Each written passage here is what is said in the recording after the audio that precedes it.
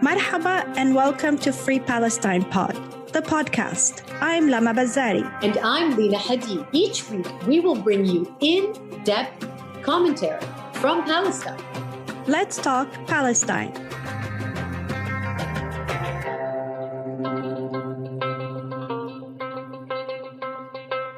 Marhaba Adnan and welcome to Free Palestine Pod. Let's talk Palestine.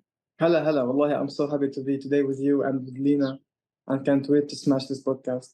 Adnan, we're so excited to meet you. We're both such big fans of your content. Can you share with us your family backstory and how is it growing up and living in the old city? The old city is just very complicated universe. It feels like it's a country on its own because we are seen as the main defenders of the city.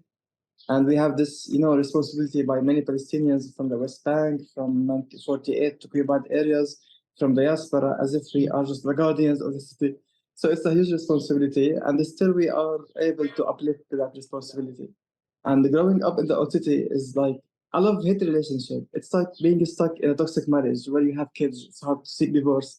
That's basically the old city, especially when it comes to the constant exposure to colonial violence.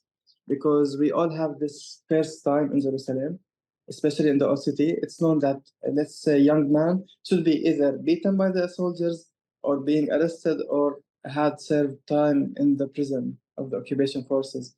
So that's why we are known to be like tough people. And this is like a stereotypical image about Palestinians of the old city of Jerusalem, that they are the toughest.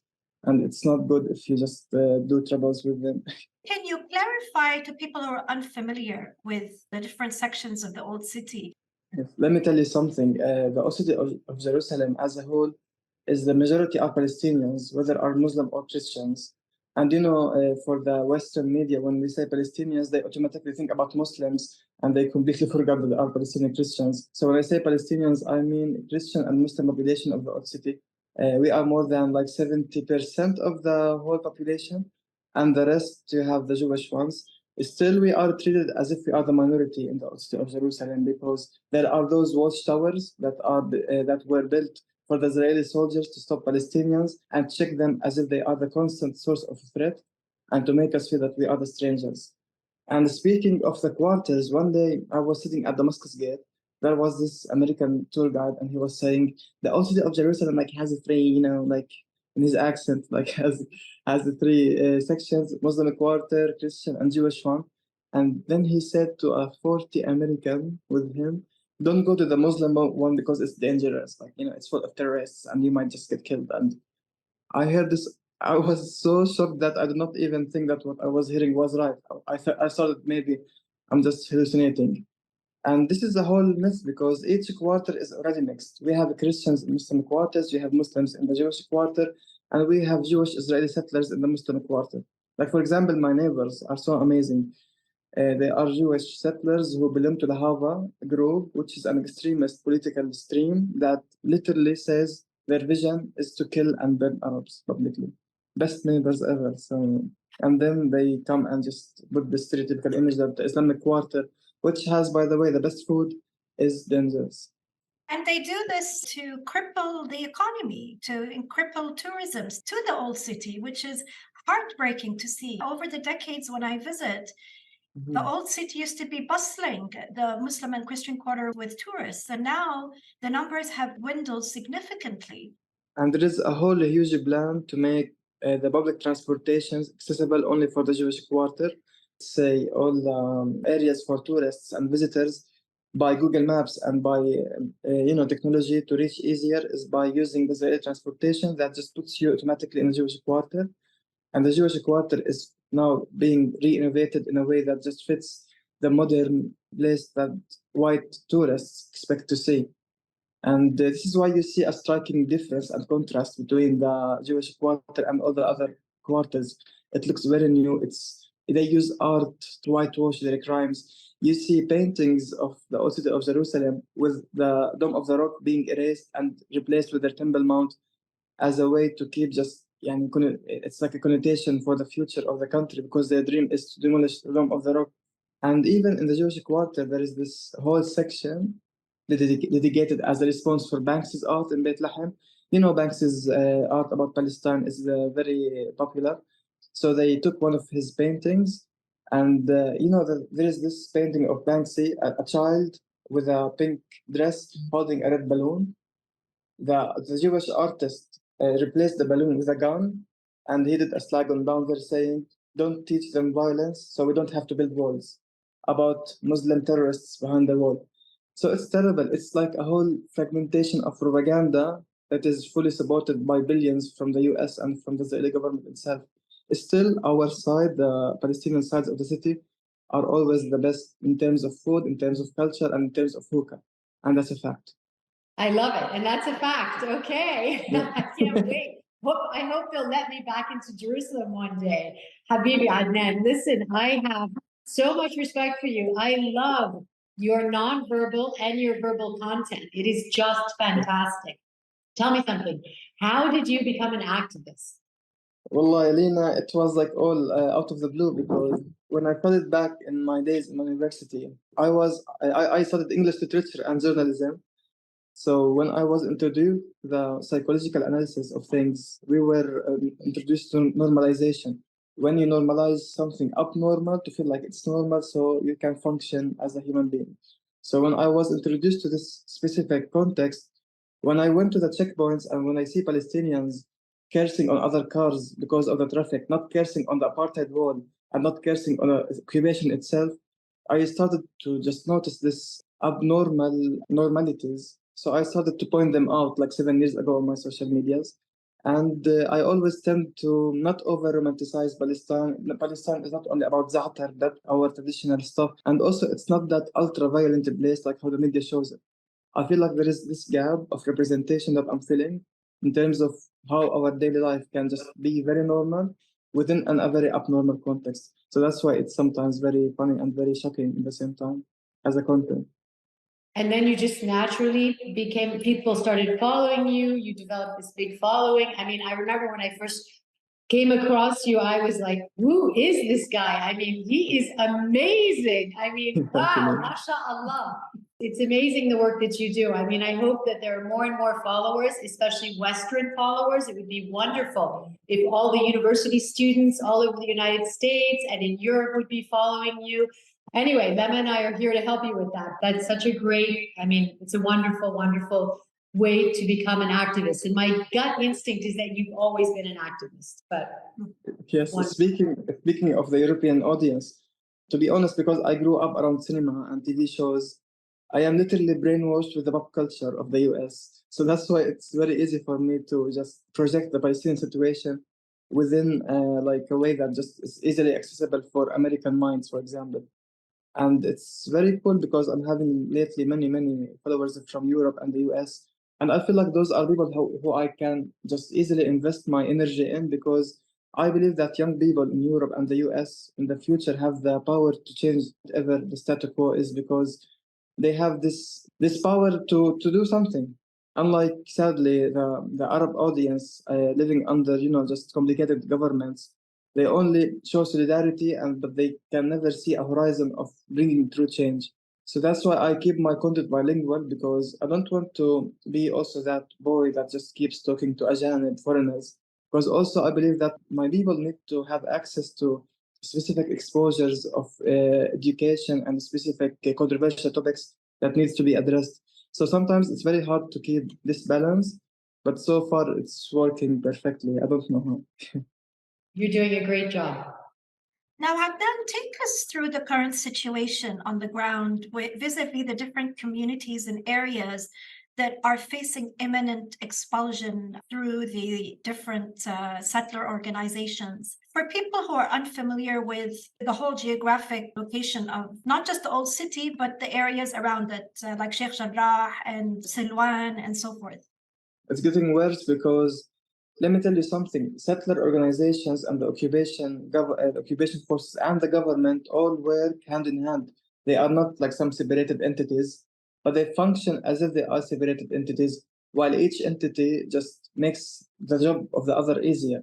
Like, for example, you have those settler organizations who built legal services only to file suits against Palestinian homeowners for, like, literally for any reason, as a way to create a burden on the Palestinian family to not be able to cover the cost of legal procedures.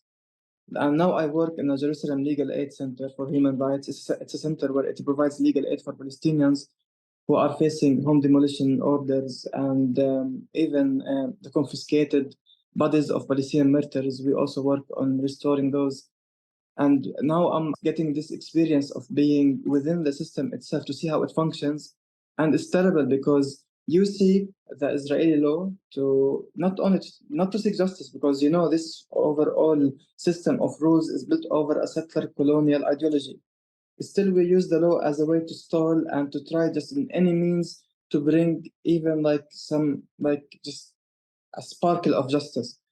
So it's exhausting in terms of seeing how many people are suffering, and in terms of forceful expulsion, Silvan like is now on the edge of collapse because settlers are now everywhere. They are like walking around armed, and there is now a new project where it just gives settlers like specific kind of salary to encourage them to come to Jerusalem and live in Jerusalem, in East Jerusalem. And the whole government now is working on like plans like E1 plan, which is to implement a whole luxury project in the heart of the West Bank that would absolutely kill any chance of the so-called two-state solution. And it's so funny how they keep just, you see Israelis in the media saying we push for two-state solution, while their actions are just erasing any existence of Palestinians everywhere, even in the West Bank. When all these Jerusalem residents who lose their homes, where are they going and how can we support these families? This is the game where, because there is no place to go since all neighborhoods are already crowded, so many Palestinians from Jerusalem, when they lose their homes, tend to find alternatives in the West Bank, for example. But if you are a Jerusalemite who lives in the West Bank, this goes against Israeli law, so they revoke your Jerusalemite residency.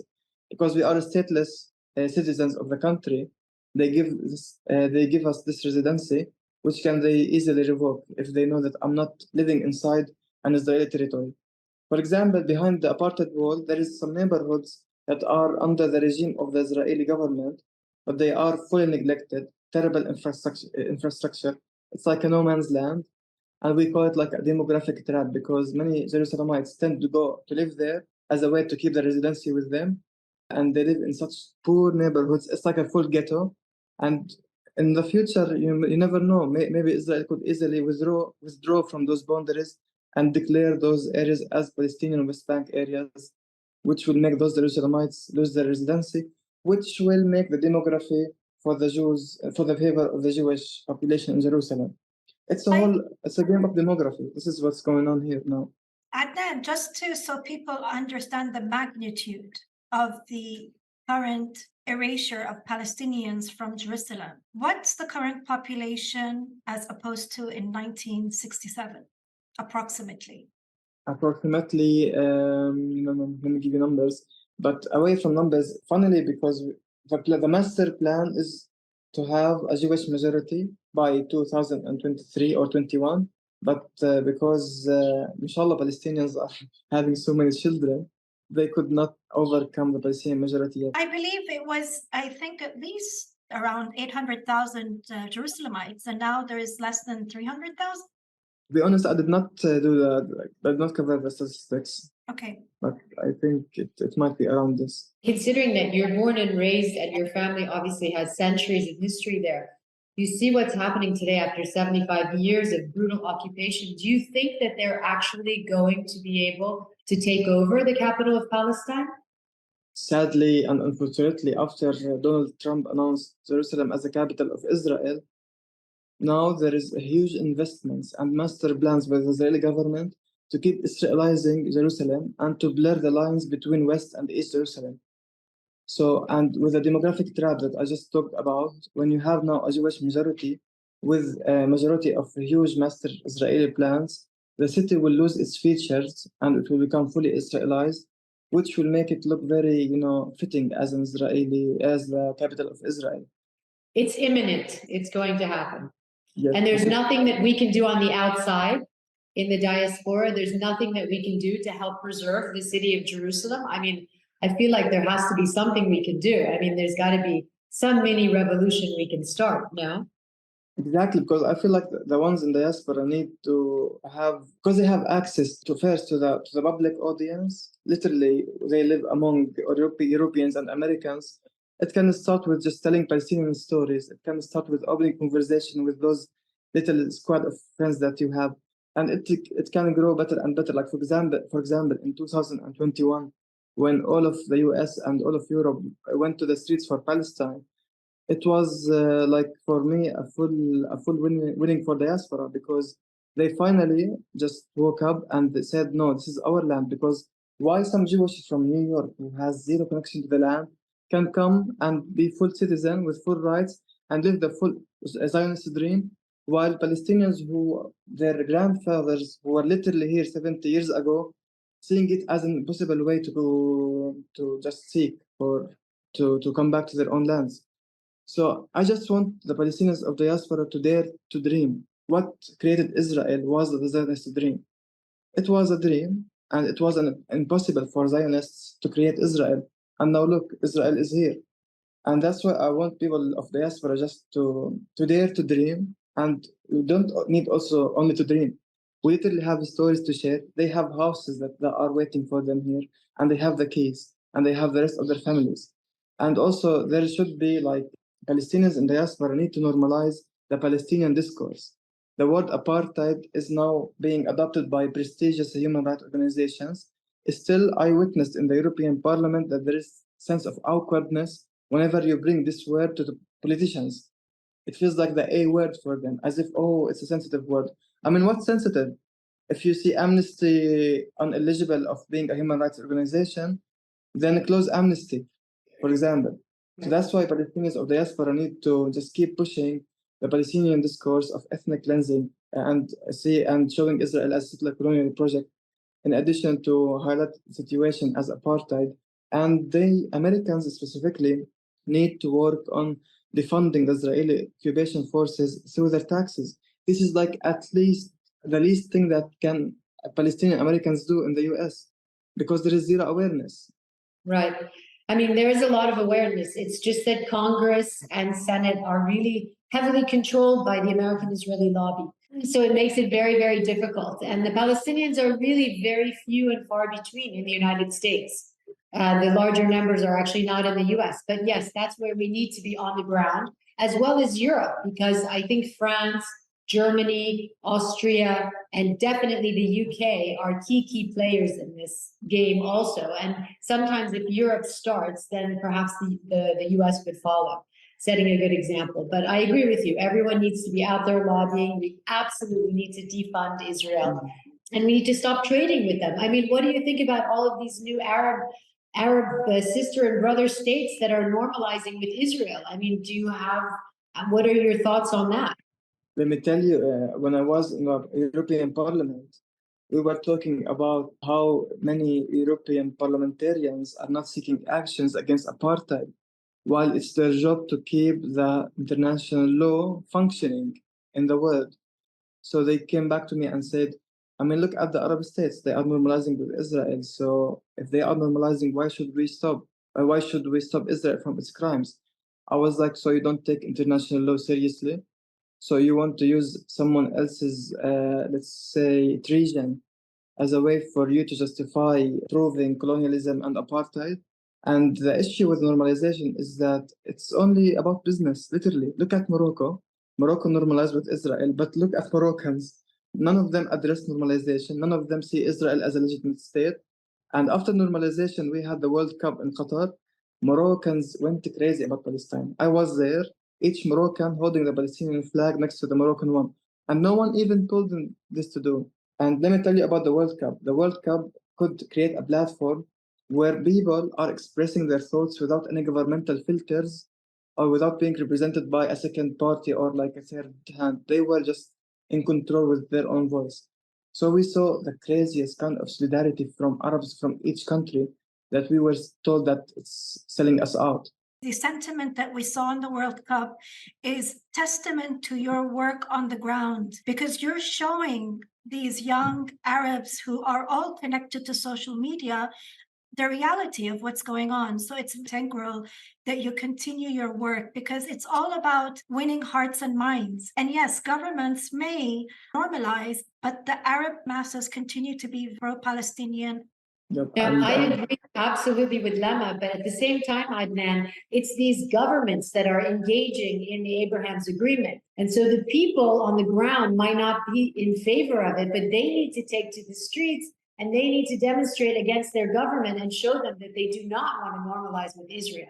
So that's another very important. It's not enough to have the Moroccan people. We need the Moroccan government behind us, just like they always were.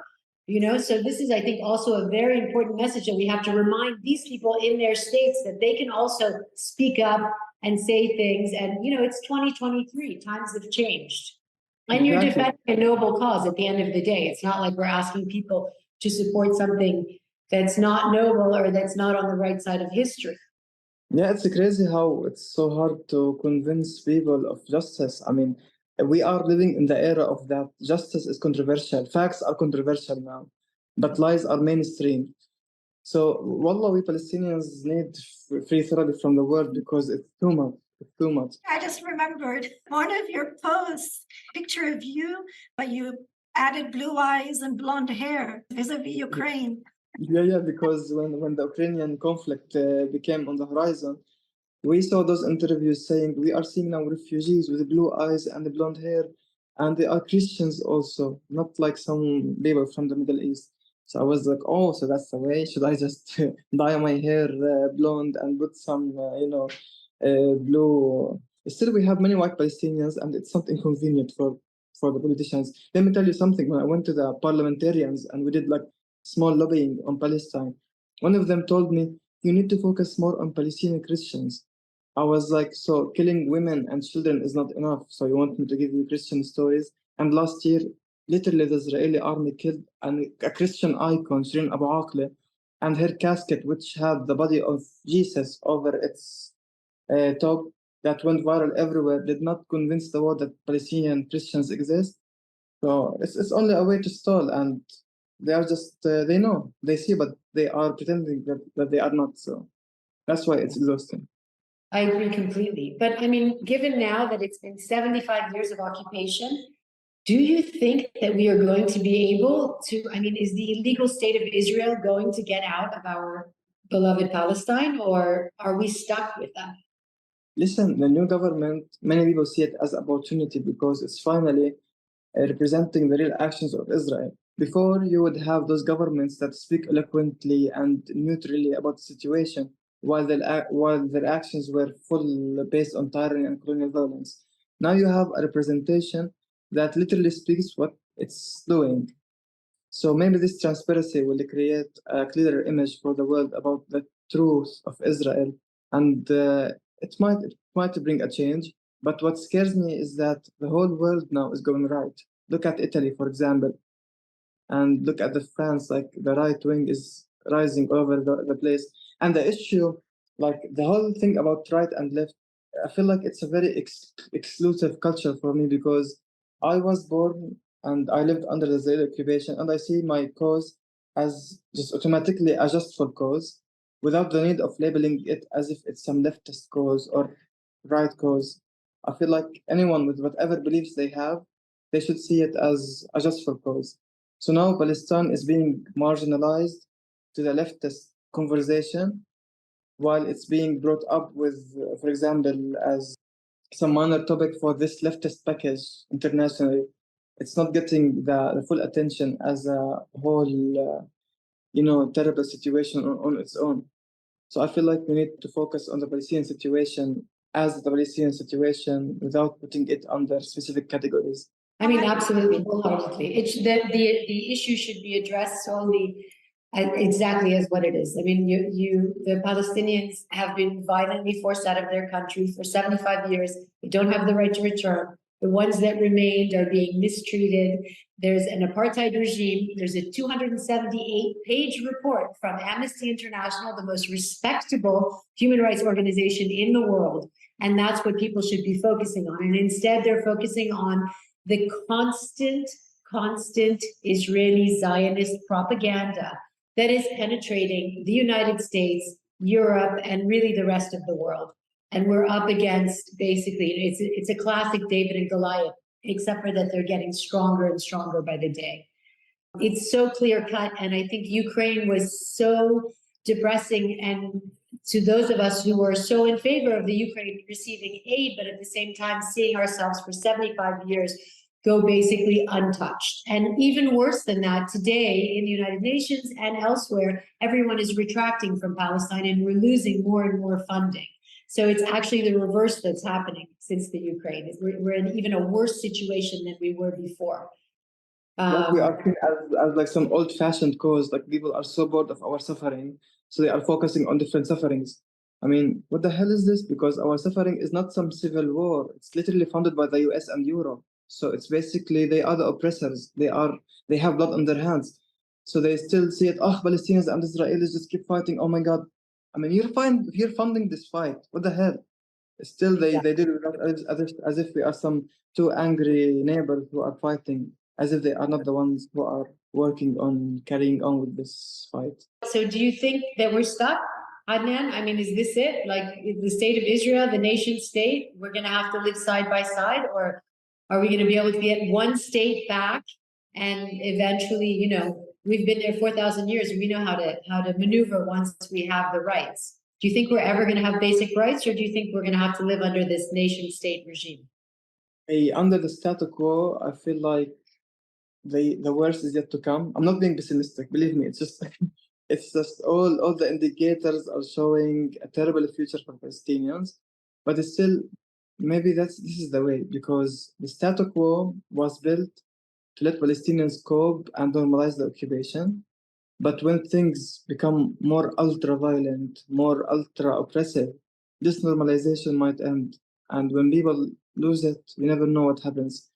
So I feel like the situation will blow up, but I don't know what will be the consequences. Yeah, Isa Amro in Hebron, he said it in a previous podcast that what you see currently in Hebron is what the rest of the West Bank will look like if there aren't drastic changes to tackle the occupation. Exactly. And Hebron, oh my God, it's terrible. Inshallah, Lena, when you come to Palestine, we will give you a balanced tour between the aesthetics and the terrible side of the situation. I will. I mean, I really, really want to visit. It's been a long time. Lema gets to go back, but I was put on some nasty list. So the last time I tried to get in, they stopped me. So I can't take any chances for now. But that's another issue that I wanted to address with you as an activist and being a Jerusalemite in the middle of Jerusalem. You really have to be careful. You know, this new bin giver regime, they are after us. They do not like us. They're even trying to pass laws against people like yourself, activists. So you really have to, I hope you're watching your back. You're in my prayers and Lema's prayers for sure.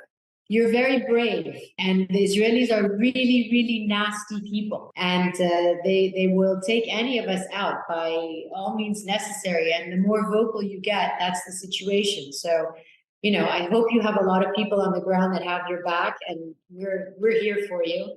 But please be careful. Please be cautious when you're out there. We are also like many of my friends are now arrested for their social media activism. So you never know who is next. So you feel like you are stuck under this uncertainty and constant threat. And for example, there's this Palestinian ex-prisoner, Salah Hamouri. He's from Jerusalem. He was deported to France repeatedly. It's a whole new case. So, wallah, imagine if I get deported, I would die. Wallah, I have this attachment to Jerusalem. I might get stuck in some deadly homesick that just makes me lose my life. So it was very scary. And this is the issue that even away from Israel itself, when we finally had the chance to speak to the world directly from our social medias, the nasty Facebook and the whole Meta thing came up with a censorship. At first, I was like, maybe it's a conspiracy theory, maybe it's just something went wrong with the platform. Till they came up with an official report saying that they are biased against Palestinian content. This was like really, really just made me feel hopeless, because we're not only fighting Israel, we're not only fighting a local fight. This shit is international. And that's why I just want people of diaspora and the Western viewers specifically to hold Facebook accountable for the censorship, because any group in the future can be censored. They choose what should be seen and what should be not. This is not a democracy as they claim. We were suspended as Craving Palestine, and they silenced us for 3 weeks. And we continue to be shadow banned, as is Palestine Lobby and many other Palestinian platforms. And Mark Zuckerberg is exercising extreme Zionism, and this is not new. He's born and bred into it. So isolating us from day one by not placing us on the maps, the telltale sign. So there have been lawsuits against the Meta, but even Facebook in particular, that have been, they're over 10 years old. So, I mean, it's very complicated because it's an unregulated area of law, the World Wide Web, and this even more so. And so basically, Zuckerberg has the rights to instill all of his fascist Zionist rules over and over again, and we just have to abide by them. So we have to think eventually about how to get around them using experts that we know, but also challenging Zuckerberg on a daily basis, which is definitely something that a lot of Palestinian organizations are doing and that we need to be more loud about. We need to scream and shout a little bit more so people understand that even in the Meta, we're completely being abused and persecuted, even in the Meta. It's like they're getting us at all angles. They have all of the print media, they have TV, they have movies, they have cinema, and now they have us even on social media. And we just have to, keep manifesting until they do something about it. I want to circle back to living in the old city, with every single move being captured on their hundreds of cameras, and now add AI into the mix. It's like a twilight zone. How do even children and yourselves cope with such trauma and invasion of privacy? Let me tell you something about the cameras. The old city itself, it's like almost 1 kilometer of space. Like it's even 0.9 kilometers. And this little space has 400 cameras scattered in every corner. And those cameras are huge. They were made to be visible in order to remind you that you are always seen. And it's so ironic because when people come to Jerusalem as the holiest place on earth, you are expecting to be under the eye of God, but still even this divine moment is being hijacked by their cameras because you are being subjected under a different kind of eye. And those cameras are now upgraded, as you said. They have like this facial recognition method where they can tell who is walking on the ground, and they have a new like technique where they can see if the body is carrying a suspicious, let's say, objects. And those cameras are they are not the main monster in this context. They are only a tool, because in each corner you have a group of soldiers scattered, and their work is to racially profile Palestinians. When they hear you speaking Arabic, they stop you. When you look very Palestinian, they stop you, even if they know that you live there. Yeah, because we see soldiers on a daily basis. We started to recognize them, and they recognize us. Still, they want to stop us, to make us feel that we are the strangers to this land. For example, I was stopped a month ago. I was going back home. For example, like my mom hates late to my house because it feels like for her that we're gonna just die out there because of the soldiers. This mother panicking. It's very typical for her. So I was leaving and I was stopped by a couple of soldiers. They asked for my ID. I was like, okay, I gave them my ID. And when soldiers stopped me, and in such a late time and the streets were very empty, I just grabbed my hand and went to take out my phone, just because I like to record secretly, because in case something happens, it's recorded. The soldier started screaming at me in Hebrew. I don't know Hebrew, but I could tell that he was like saying, "No phone, no phone." I was like, why is this? Then the three of them jumped at me, and they started to physically search me. Usually the physical search requires the soldier, to touch over your body, right? To see if there is some suspicious object. But no, they were just hitting on my chest, hitting on my body, hitting on my private areas as a way to humiliate me. And then they let me go. So this was the moment for me when I just while experiencing the virtual censorship by Facebook and Instagram, I also experienced an actual surveillance. While I could not control my body, I could not have the choice to get my phone out and film what's happening. And so living between those two prisons is really terrible on the ground. And same goes for the random raids and the anxiety. Oh my God, my mom is unable to normalize any of this. My mom is like panicking queen. Just she panics about anything about the Israeli occupation. So sometimes when you have this anxious parents, it's passed down to you. So sometimes I feel very scared that I might something bad happen to me because I'm afraid of my mother's reaction. So this is the kind of relationship that I have with my family. So you don't want to be hurt, not because you are afraid as Palestinian, no. Like in the end, we are fighting for our rights, but you don't want just to destroy your own family. This is why it's just very just tricky in this context. I mean, we definitely suffer from trauma, Palestinians, both inside and outside of Palestine, since the original Nakba in 1948. They pass down the stress and they pass down the anxiety, and even if they live outside, they still have that stress that was passed down from their mother to them, and then so on to us. And I mean, we are naturally paranoid, and it's just part of our personality. So I understand your mom is just being a normal mother, but she can't be a normal mother because she's a normal mother living under Israeli occupation. That is very difficult, military occupation. So, and she knows nothing but persecution, a life of persecution, not 4 years, not 8 years, an entire life. So I'm sure you're wonderful with her, but remember, it's just she's got so much trauma built in her, and even if she doesn't want to pass it down to you, you now have that trauma. So it's amazing that you're able to still get up in the morning and that you're able to produce content and that you're able to communicate with so many people. It's really amazing, Adnan. I mean, I have so much respect for you. Wallah, I really Thank do. you. Speaking of trauma, let me tell you like my Easter egg. Yeah, recently I was blessed to have a TED talk about a personal story about coping with intergenerational trauma. Sadly, 2 years ago, I fell into a 13 meters deep hole in the ground in a Palestinian displaced village. And it was like a deadly accident. And it turned out that that hole was caused by an Israeli missile back in 1948. It was the craziest and the scariest experience because we live under this constant trauma of al-Nakba.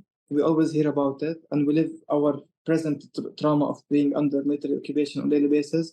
It's still the fact that my body experienced what the Nakba was in such a displaced village. I feel like I had this triple trauma of the Nakba, of the present day and everyday situation. So it's scary how the occupation feels like it's always hunting you. I just went to document those old houses. They were very beautiful. I was very happy to have a glimpse of what was the Palestinian life before the occupation. And then boom, I fell into a hole that was caused by an Israeli missile in that house, which was like it was terrible, terrible fall. Now I'm like an urban legend because 13 meters and not dying or being paralyzed, like that Superman for many Palestinians. But still, the trauma will never be healed. Like I would never revisit that area again, and I always think twice about visiting Palestinian displaced villages. And still, that's why the topic of ethnic cleansing is sensitive for me, and I always fight about it because that village was ethnically cleansed, and still people are suffering, whether they are from that village or they are just being Palestinian around it. So I don't want the future generations to live in this hell like we did now, or how we are doing so far. How long did it take for them to rescue you? The irony is that I was saved by the Israeli forces because they bring the ones that climb on the mountains. I forgot what it's called. The thing that save people in accidents. And I was taken to the Israeli hospital, and I was like discharged on the next day. So after leaving, it was like very ironic how I fell into a hole that was caused by Zionists, and then I was saved by Israelis. So this is the gray zone that no one talks about. This is the contrast that makes our life even more haunting because sometimes you don't have alternatives. You end up working directly or just interacting directly with the occupation in different contexts away from the occupation. And it's very scary how those people who can be good to you in a moment can be the same nasty soldiers that they are inspecting you and humiliating you and even killing your children in different places they control every aspect of your lives, air, sea, land. So you have no Yeah, choice but to interact with the occupation state. The decades, I've seen the number of tourists and visitors dwindle significantly, and I'm always worried about the merchants. Anyone listening who's going to visit occupied Palestine and Jerusalem, why is it important for them to come and visit the old city and support these merchants? The old city of Jerusalem, let's say it's like the main face of the struggle, because it's the essence. It's where things started, like not only by the Israeli occupation, even before. It has been always the center of the struggle. So now, with just huge plans of Israelizing East Jerusalem and the old city, it's important to keep up with the Palestinian shops and support Palestinian businesses, because they need to keep operating in order to keep this Palestinian soul. Let me tell you something. When you come to the old city of Jerusalem, you see Israeli flags everywhere. Why do they do this? Because the soul of the city is very Palestinian. Each corner is Palestinian, even the air is Palestinian. So they keep putting the flags as a way to remind you, oh, this is Israel. Don't forget, this is Israel. But it's not even working. And what is achieving this result of this full Palestinian atmosphere is the shops, basically, the business owners who bring life to the city. So if those shops close in one day, the city will become just some empty ghost town that will be devoured by the settlers and Israeli development plans. Which happened in Hebron and continues to happen in other areas. So it's so detrimental to the survival of the old city. It's scary. Now you have in Hebron literally smart shooting guns, where you have like a huge square that looks like some, huge gun over the checkpoints that can shoot you by a remote. There is no need for the soldiers now to go down there and just shoot anyone. No, they can just, while they are sitting in their own office, to play it as if it's some video game. So I don't know how people are seeing this as normal and like just coping with it easily. It's crazy. Wow. I'm surprised that there's not more international attention. I feel like since it is the haven of the three pillar monotheist religions, you'd think that there would be more people who are interested in preserving Jerusalem, as it's always been the capital of Palestine. I think you can see from what you explained with the shopping mall and the high luxury goods area, and it doesn't even suit this city. It's not even, Jerusalem was never meant to have high-end luxury goods. It's should be a completely different environment with its authentic souks.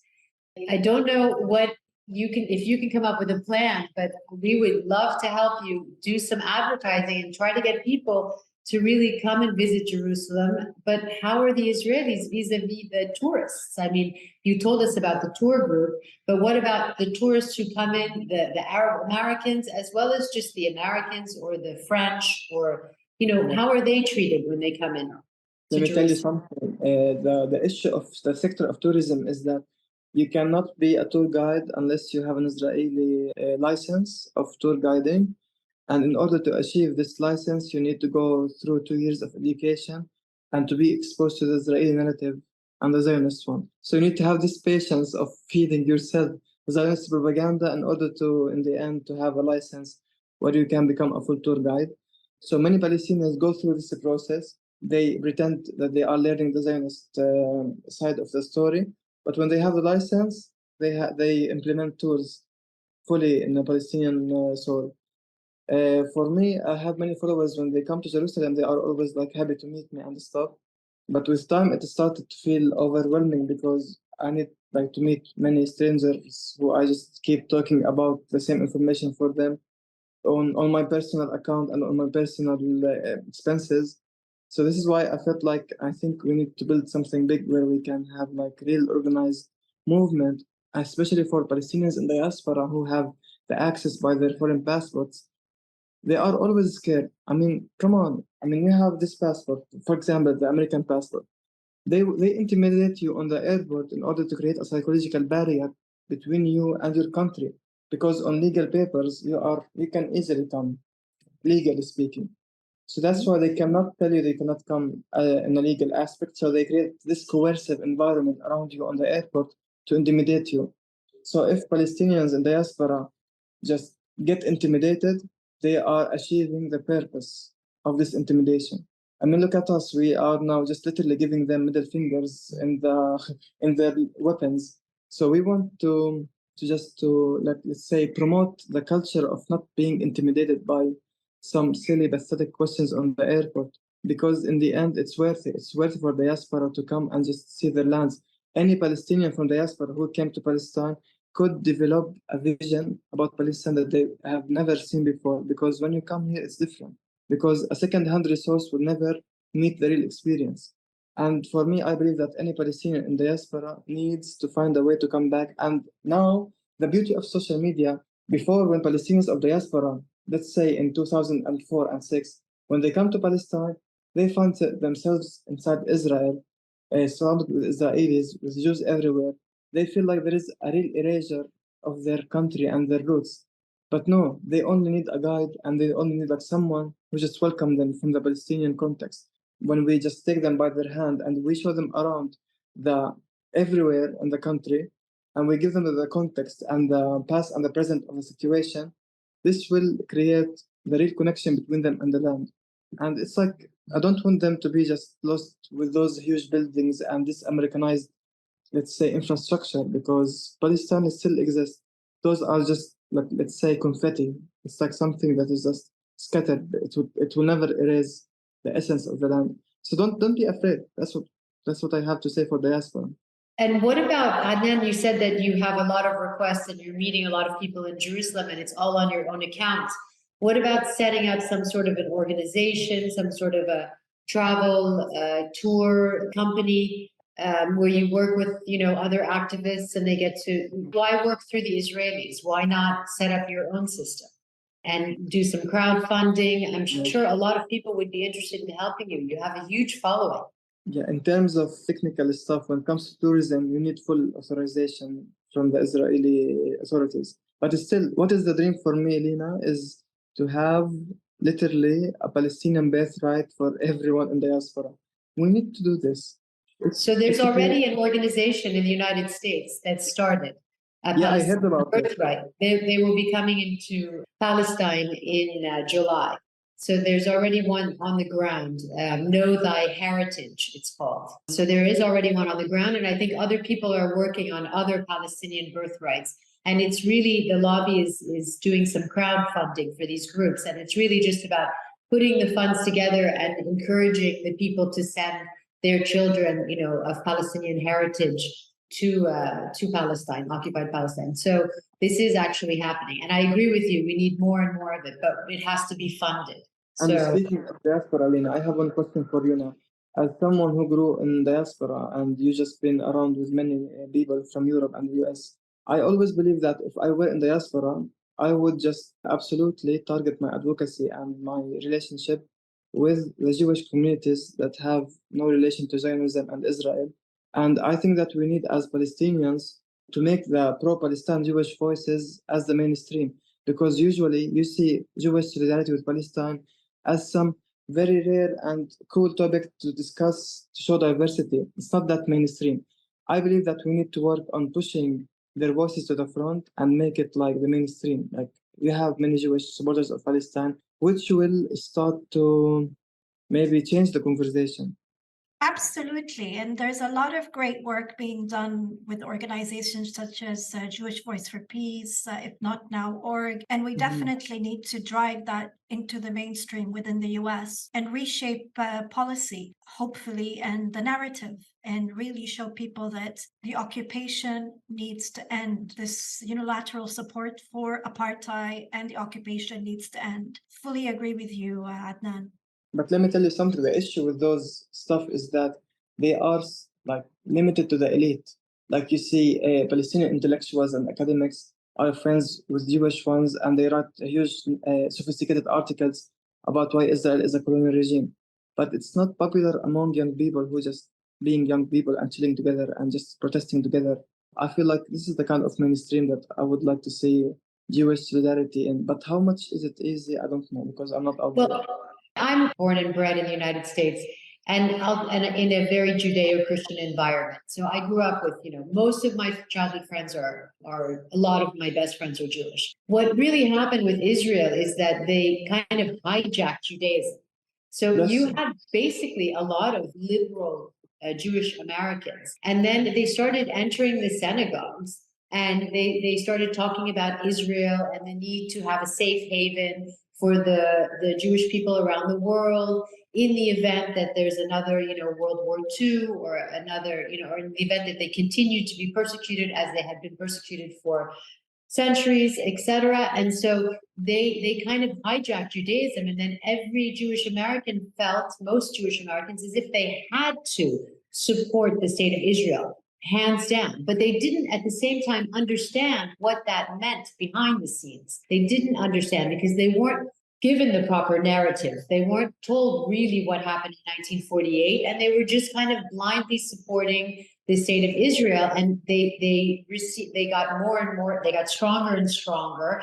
And Zionism has now spread into the Christian societies because they promised them that the Messiah was going to return, and that whole story. So now you have 100 million plus Zionist Christians, and then the majority, or not the majority, but a large majority of Zionist Jews. But you also have a lot of liberal Jews who are working hard to spread the word. And I think that this is going to happen. I think they're the ones who are going to help us, help the mainstream Zionists understand what is happening on the ground in occupied Palestine. So they are there to help us. But it's baby steps because the media is still controlled by the Zionists. So the people who are, and all forms of media, so anything that you have access to is actually controlled by them. So we kind of have to go against them and keep screaming and writing editorials and being very active on social media in hopes that, more and more Jewish Americans will will join the right side of history. And I truly believe, having grown up with so many Jewish American friends and in the environment, that they are ultimately good people, just like all Christians and Muslims all over. We have good people. And we are really very similar to each other as Muslims and Jews, and as Muslims and Jews, we're very similar to each other. It's funny how they keep promoting the cause as if it's some anti-Jewish thing, and it's like a Muslim terrorism. While let me tell you something, Lena. Wallah, I swear, I tried. I'm being called by many people anti-Semitic and Jewish hater. So I once sat and I tried to start hating the Jews, but it's not working. Because we're very similar in terms of religion and in terms of habits, and we have many Jewish people who come from the Middle Eastern backgrounds. So, they are not some aliens, as if the way that the media is portraying us in this way of thinking. It's not the case.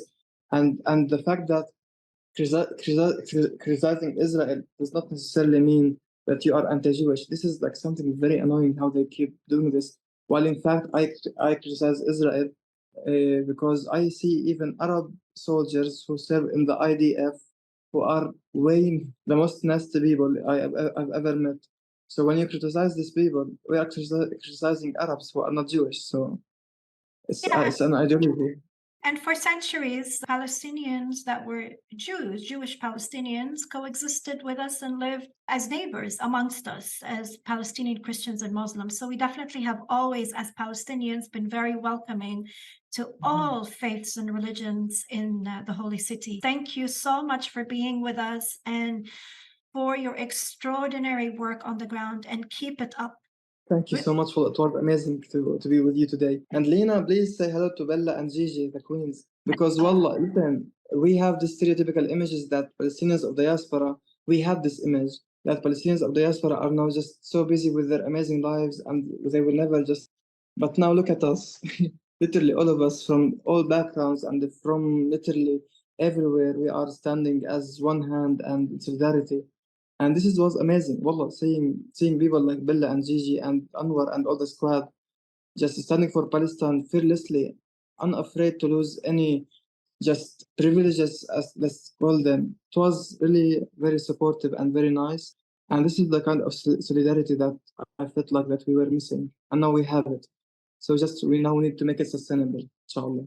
Well, I will tell them. And I think every Palestinian around the world, no matter what situation they're in, should be supporting and should be thinking about Palestine and should be thinking about Jerusalem, our eternal capital, every single day. So yeah, and we'll be in touch. Everybody listening has to follow Adnan's content because it is funny, it's enlightening, and it's on the ground showing you the reality day by day. So anyone listening has to be following Adnan on social media. Thank you so much, Adnan. Take care.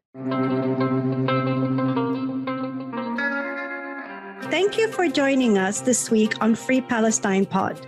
Subscribe, like, rate, and review wherever you listen to podcasts, and follow us on Instagram, YouTube, and Twitter. And be sure to come back next week for a new episode of Free Palestine Pod. Let's talk Palestine.